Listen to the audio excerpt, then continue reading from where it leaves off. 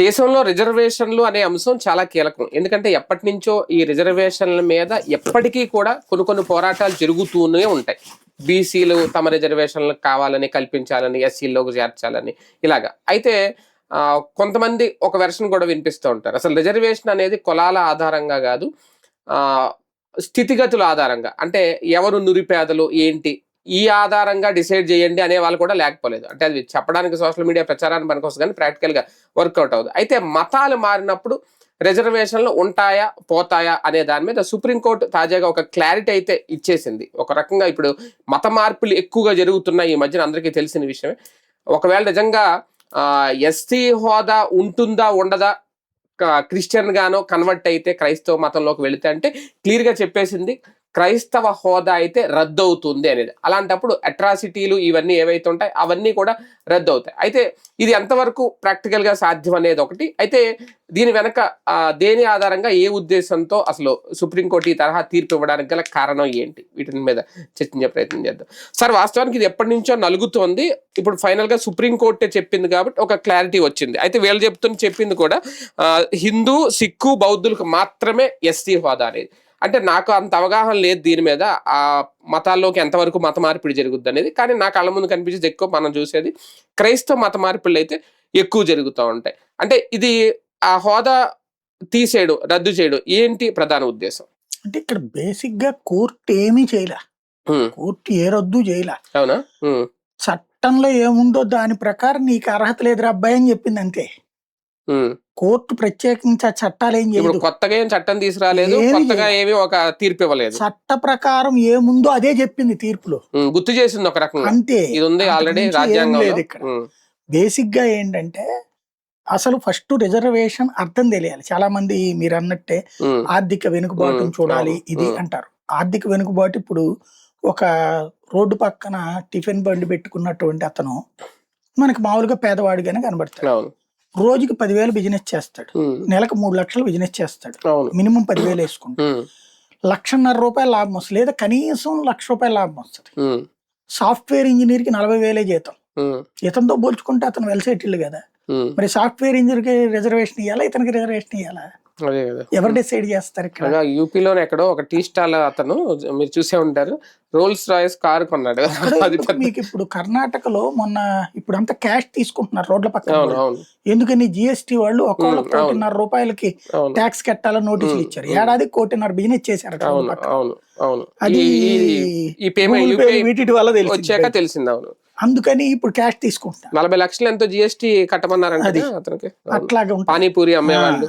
అవును, ఇట్లాంటి లెక్కలు ఉంటాయి. అది సాధ్యం కాదు. కాబట్టి ఇంకోటి అది ఐడెంటిఫై చేయడం కూడా కష్టం. ఇప్పుడు ఒక ముఠా కూలి రోజుకి కనీసం 1,000 రూపాయలు సంపాదిస్తాడు. 30,000 యాజ్ పర్ నామ్స్ అయితే కనుక అతను పేదోడు కాదు.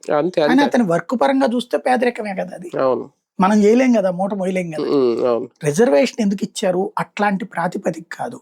అసలు రిజర్వేషన్ పెట్టిన పర్పస్ ఏంటంటే కుల వివక్షకు గురి కావడం.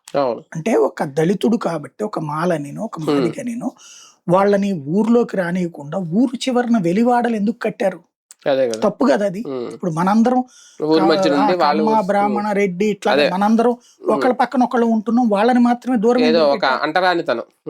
పైగా మా చిన్నప్పుడు చూసేవాళ్ళం ఎత్తి పొయ్యాలి, వాళ్ళకి పోసే అంటే అసలు పోయినిచ్చేవాళ్ళు. అంతకుముందు అయితే అసలు పోయినిచ్చేవాళ్ళే కదా. మా చిన్నప్పుడు చూసింది కొంతమంది ఇళ్లలో ఎత్తిపోయిడాలు చూసాము. ఏందది అని తిట్టుకునే వాళ్ళం. అడిగితే నీకేం తెలియదు పో అని 4 కొట్టేవాళ్ళు. అట్లాగే లోపలికి రానిచ్చేవాళ్ళు కాదు. వాళ్ళు రావడానికి ఇంట్లో ఒక ఇది ఉంటది సందులాగా, అట్టించిన వాళ్ళు వెళ్ళాక నీళ్లు చల్లుకుని వెళ్ళే వాళ్ళని చూసాం మేము. ఈ దరిద్రాలన్నీ చూసినప్పుడు నాలాంటి వాడికి కడుపు మండేది. ఏంది ఇది, వాళ్ళు మనుషులు మనం మనుషులు, వాళ్ళ ఇళ్లలోకి వెళ్ళి ఆడుకునేవాడిని నేను, అట్లాగే వెళ్ళి ఆడద్దని తిట్టేవాళ్ళు. అట్లాంటివి చూసినటువంటి వాళ్ళు కుల వివక్షకు గురయ్యింది సమాజం. ఆ కుల వివక్ష కారణంగా ఎందుకు వచ్చింది? ఆ కుల వివక్ష పోవడానికి ఏం చేయాలి? మనిషి మెదడులో మార్పు రావాలి, లేదా వాళ్ళు ఎదిగితే అప్పుడు కొంత మార్పు వస్తుంది. వాళ్ళు ఎలా ఎదగాలి? ఆర్థికంగా ఎదగాల, చదువు పరంగా ఎదగాల, ఉద్యోగాల పరంగా ఎదగాల. ప్రభుత్వ ఉద్యోగాల్లో రిజర్వేషన్స్ పెట్టింది అందుకు, చదువుల్లో రిజర్వేషన్ పెట్టింది అందుకు. ఇప్పుడు నువ్వు ఎంబీబీఎస్ఏ, అతను ఎంబీబీఎస్ఏ. నువ్వు ప్రభుత్వ ఉద్యోగివే, అతను ప్రభుత్వ ఉద్యోగి. నువ్వు ఐఏఎస్ఏ, అతను ఐఏఎస్ఏ. కానీ ఇవాళకి కూడా మీరు అబ్జర్వ్ చేయండి, కుల వివక్ష వాటికి కూడా సమాజంలో ఎట్టుందో. మీరు ఐఏఎస్ ఐపీఎస్లో దళిత బడుగు బలహీన వర్గాల నుంచి వచ్చిన వాళ్ళకి ఎంతమందికి మెయిన్ పోస్టింగ్లు వేస్తున్నారు, లైమ్ లైట్ పోస్టింగ్లు వేస్తున్నారు. స్వార్థాలకు వాడుకునేటప్పుడు వాడుతున్నారు పోలీసు అధికారులు దళిత సామాజిక వర్గాన్ని. కానీ వీడప్పుడు ఎందుకు లా అండ్ ఆర్డర్ ఎవరు? విజయవాడ పోలీస్ కమిషనర్గా ఎంతమంది దళితులకు ఇచ్చారు? నాకు తెలిసి నేను మొత్తం కెరీర్లో చూసింది కృష్ణప్రసాద్ గారు, ఇప్పుడు బాపట్ల ఎంపీ ఉన్నారు కదా, ఆయనకి ఇచ్చింది. రాజశేఖర రెడ్డి హయాంలో ఇచ్చింది. అంటే ప్రభుత్వపు ఆలోచన బట్టి ఉంటుంది, లేకపోతే అక్కడ ఎప్పుడు ఇచ్చేవాళ్ళు కాదు. అంతకుముందు డిటి నాయక్ ఇచ్చారు, ఎస్టీ. అట్లాగా అంటే ఆఫీసర్లు ప్రూవ్ చేసుకున్నారు. డిటి నాయక్ బాగా ప్రూవ్ చేసుకున్నారు, కృష్ణప్రసాద్ బాగా ప్రూవ్ చేసుకున్నారు కదా. ఇట్లాగా ఓన్లీ కమ్మ సామాజిక వర్గం లేకపోతే రెడ్డి సామాజిక వర్గం అయితేనే సక్సెస్ కాదే. ఐపీఎస్ లో అన్ని రకాలుగా సక్సెస్ అయినటువంటి వాళ్ళు ఉన్నారు. కాకపోతే ఇక్కడ ఏంటి, మనకి ఇవ్వాలి కదా ఛాయిస్. కలెక్టర్లు అయినా సరే వాళ్ళకున్న కమిట్మెంట్ లెవెల్స్ ఇక్కడ ఏం తేడా ఉంది? ఇవాళకి కూడా వివక్ష ఉంది, కుల వివక్ష ఉన్నత పదవుల్లో ఉంది, ప్రభుత్వాల్లో ఉంది. కాబట్టి రిజర్వేషన్. అయితే మత మార్పిడికి వచ్చేటప్పటికి ఇక్కడ ఎందుకు వచ్చింది అంటే, ఈ కుల వివక్షను తట్టుకోలేక మతం మారారు చాలా మంది. ఇవాళ సరిగ్గా గనక మనం ఎస్సీ ఎస్టీలో లెక్క తీస్తే 80% మంది క్రిస్టియన్సే ఉంటారు. 70 నుంచి 80% మంది క్రిస్టియన్సే ఉంటారు. పేరు ఇంటి దగ్గర మేరీ, యేసు ఇట్లాంటి రికార్డుల్లో లక్ష్మమ్మ, రాములమ్మ, అనంతమ్మ ఇట్లాగా ఉంటారు. అంటే ఇక్కడ ఏంటి, రిజర్వేషన్ పరంగా ప్రాబ్లం రానియకుండా ఉండడం కోసం పెట్టుకొచ్చారు. నిజంగా భారతదేశంలో గత 70 ఏళ్లలో జరిగినటువంటి అంటే అసలు ఈ కుల వివక్ష అనేది మనకు అలవాటు చేసినోడు బ్రిటిష్ వాడు. మన రామాయణంలో గాని భారతంలో గాని సైన్యంలో పనిచేసే వాళ్ళలో నువ్వు ఈ కులం వాడివి కాబట్టి నిన్ను వెలివేస్తున్నామని ఏమన్నా అన్నారా? తక్కువ ఎక్కువలు చూడబడ్డారు కర్ణుడు ఇది. కాకపోతే అది అహంభావంతో మాట్లాడిన వాడి మాట తప్ప, అతనికి రాజరికమే ఇచ్చాడు కదా మరి దుర్యోధనుడు. కర్ణుడిని అవమానించినటువంటి భీముడికి అహంకారంతో మాట్లాడాడు. కానీ అక్కడ తనతో సమానమైన హోదా ఇచ్చిన దుర్యోధనుడు మరి క్షత్రియుడే కదా. కాబట్టి అక్కడ ఆ పోరాటం ఉంది, ఆర్థిక స్థిరత్వం ఈ లెక్కలు ఉన్నాయి, కుల వివక్ష కాదు అక్కడ. సైన్యంలో మహాభారతంలో నువ్వు ఈ కులపు రాజు కాబట్టి నిన్ను దూరం అనేం లేదు కదా, ఆ లెక్కన ఉంది. రామాయణ భారతాల నాడు లేదు. ఇప్పుడు ఆంజనేయ స్వామి రాముడిని భుజానెక్కించుకుని కదా యుద్ధం చేసినటువంటిది. మరి ఎస్టీ కదా వానర్ లెక్కనైతే గనక ఇట్లాగే ఏమైనా ఉందంటే ఆనాడు శబరి దగ్గర ఎంగిలి తిన్న ఎన్ని ఏం లేదు, ఆనాడు కుల వివక్షలకు సంబంధించి లేదు. తర్వాత బ్రిటిష్ అంతే 18 అంతకు ముందు అవన్నీ కూడా ఏంటంటే వృత్తుల వారిగా.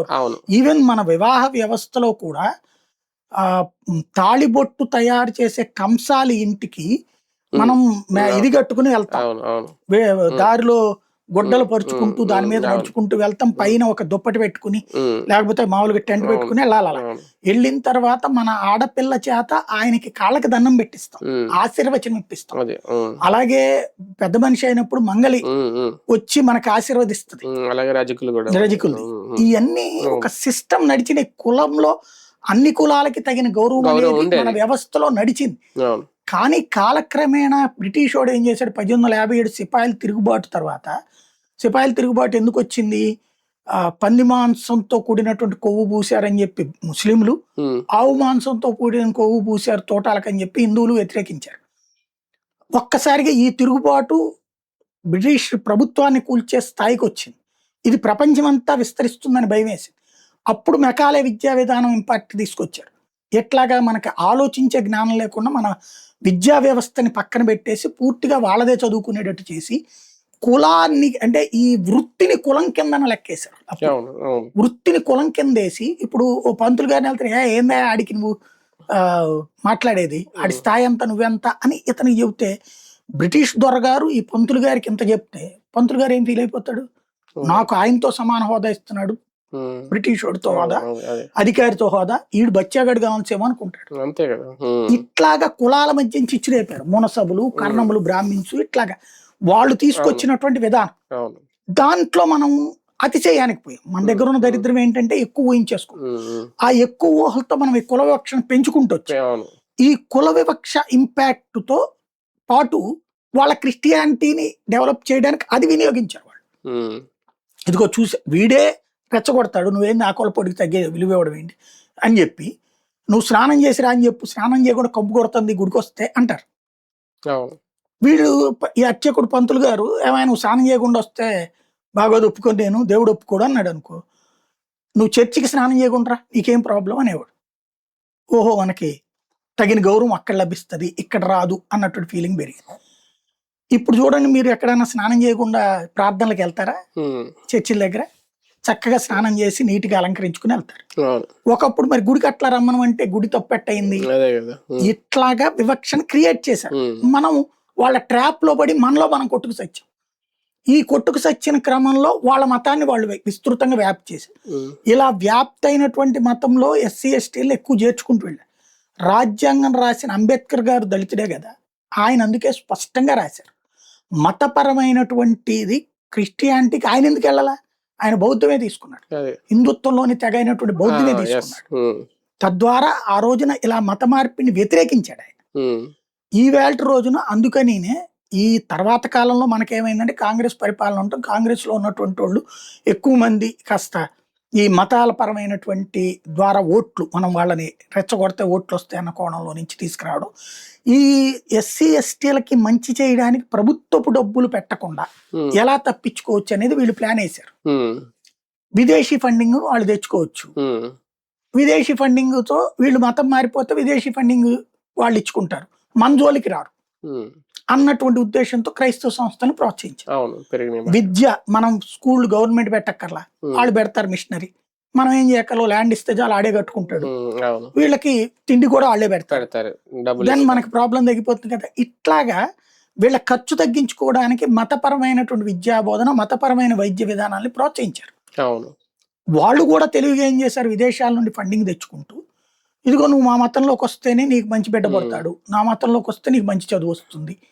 స్కూల్కి వెళ్ళే వాళ్ళకి అక్కడ నీకు హిందువులకి సంబంధించిన రామాయణమో భారతమో లేకపోతే భాగవతమో చదివించకూడదు స్కూల్లో, గవర్నమెంట్ స్కూల్లో. కానీ క్రిస్టియన్ స్కూల్లో మాత్రం క్రిస్టియన్ ప్రార్థన చేయొచ్చు, ముస్లిం స్కూల్లో ముస్లిం ప్రార్థన చేయొచ్చు, ఈవెన్ హిందువులు చేరినా కూడా అక్కడ ఆ ప్రార్థన చెయ్యాలి ఆ స్కూల్ యాజమాన్యం లెక్కన. ఇలాంటిది నిదానంగా మనకి 70 ఏళ్లలో అలా ఒక దారికి తెచ్చేశారు. ఇప్పుడు క్రమంగా ఏమైపోయింది, ఇది దుర్వినియోగం, ఎస్సీ ఎస్టీ అట్రాసిటీస్ యాక్ట్ వచ్చాక దుర్వినియోగం మిగిలింది. ఇది ఎలాంటి దుర్వినియోగము, నువ్వు ఇప్పుడు వాస్తవంగా మనం రోడ్డు మీద ఏదో ఆటోలో వెళ్ళాం, అతనితో ఏదో గొడవ పడింది, ఎందుకంటే మనం ఇక్కడ ఆపమంటే అతను ఆపలేదు, లేకపోతే దురుసుగా బండి తోలుతున్నాడు, నువ్వు ఆగవయ్యా అంటే గనక లేదన్నాడు, సరే నేను ఇక్కడ దిగిపోతాపో ఈ డబ్బులు ఇస్తానన్నావు. ఇతను తర్వాత వెళ్ళి కేసు పెడతాడు, నన్ను ఎస్సీ అని కులం పేరుతో దూషించాడు, ఎవరు జడ్జిమెంట్ ఇవ్వాలి, డిఎస్పీ స్థాయి అధికారి పర్యవేక్షణ, ఆయనకి తీరిక ఉండదు, సరే మీరు ఆయనకి ఎంతో కొంత ఇచ్చేసి సెట్ చేసుకోండి అంటారు. ఇక్కడ మనం చెయ్యని తప్పుకు పెనాల్టీ కట్టాలి. కులం తెలిసి తిట్టే వాళ్ళని ఖచ్చితంగా శిక్షించాలి, తప్పులేదు. నువ్వు కులాన్ని తెలిసి వివక్ష చూపెట్టడం తప్పే, నో డౌట్ ఎట్ ఆల్. కానీ నీకు ఎవరో కూడా తెలియదు, అతను ఎస్సీ అయ్యి ఉన్నది నీకు తెలియదు, అతను వ్యాపారస్తుడో ఉద్యోగస్తుడో ఎవరినో, మనం వృత్తి మన సహజ సిద్ధమైనటువంటి ఇష్యూస్ వల్ల కాంట్రడిక్షన్ వచ్చింది. కానీ దాంట్లో కుల వివక్షను తీసుకెళ్లి ఎస్సీ ఎస్టీ కేసులు పెడుతున్నారు. ఇప్పుడు ఇది అట్లాంటిదే.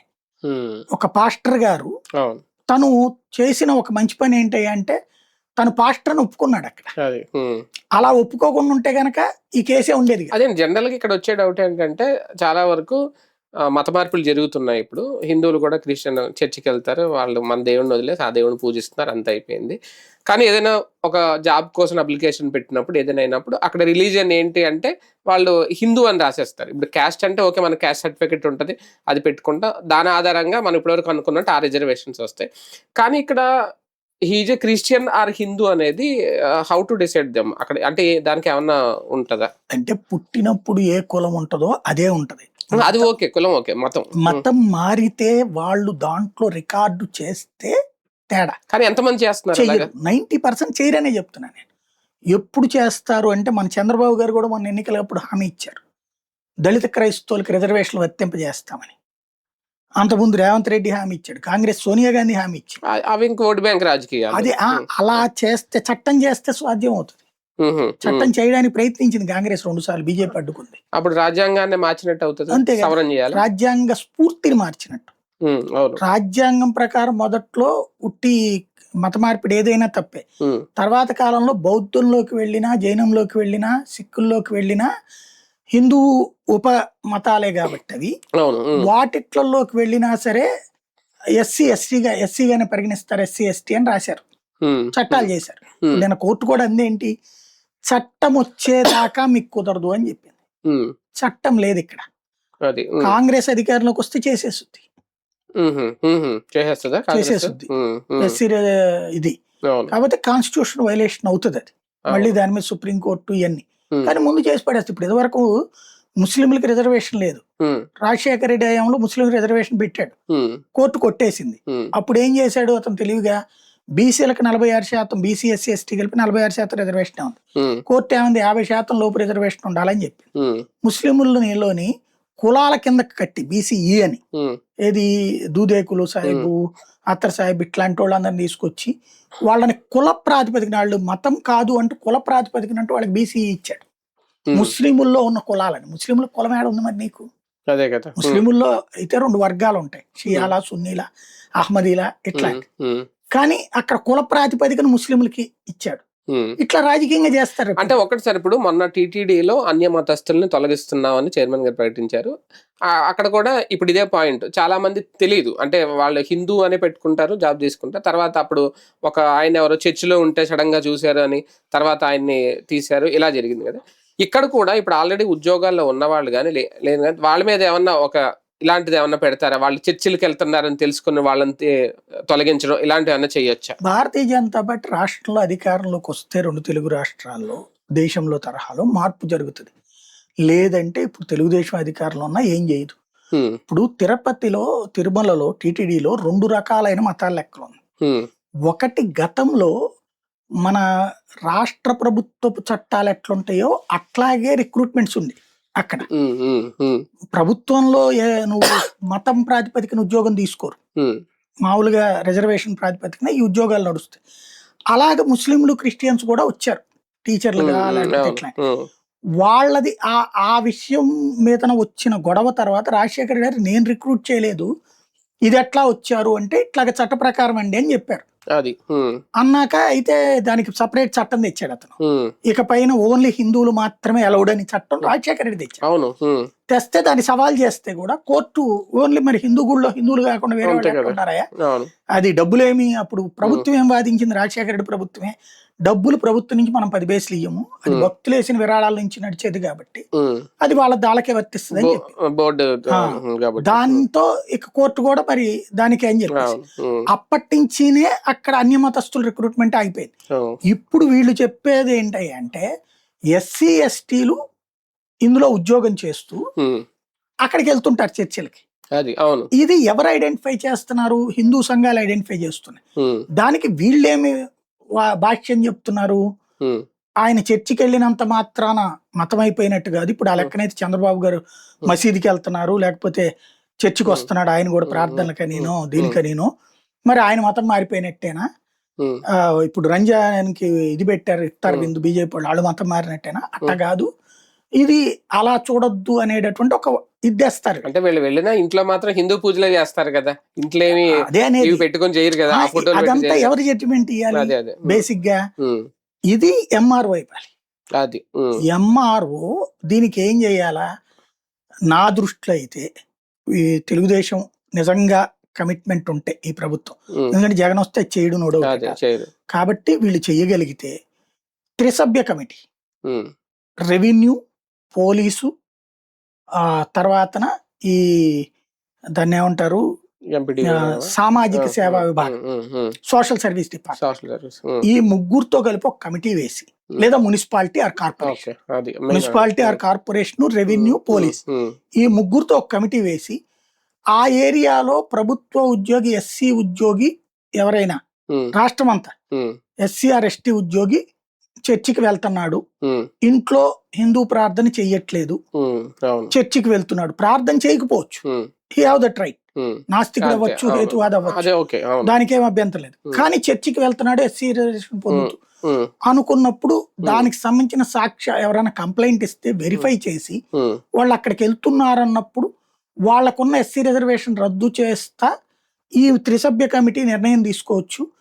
ఈ నిర్ణయం ఆటోమేటిక్ గా ఆమోదం పొందుతుందంటూ అసెంబ్లీలో చట్టం చేయాలి. అది బీజేపీ పాలిత రాష్ట్రాలు నడుస్తున్నాయి.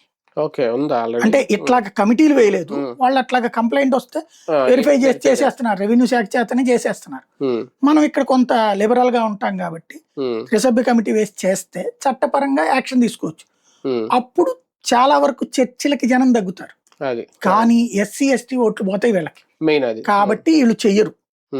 చెయ్యాలి అనుకుంటే నేను అందుకే అంటుంది 2 రాష్ట్రాల్లో బీజేపీ పాలిత రాష్ట్రాలు అయితే అప్పుడు ఇట్లాంటి ఒక కమిటీ వేసి యాక్షన్ తీసుకోవచ్చు.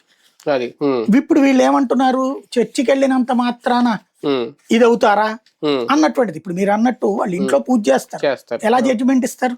చంద్రబాబు గారు మసీదుకి వెళ్ళినా లేకపోతే జగన్మోహన్ రెడ్డి గుడికి వచ్చిన సర్టిఫికెట్. కాబట్టి అది ఎవడు ధృవీకరించలేరు.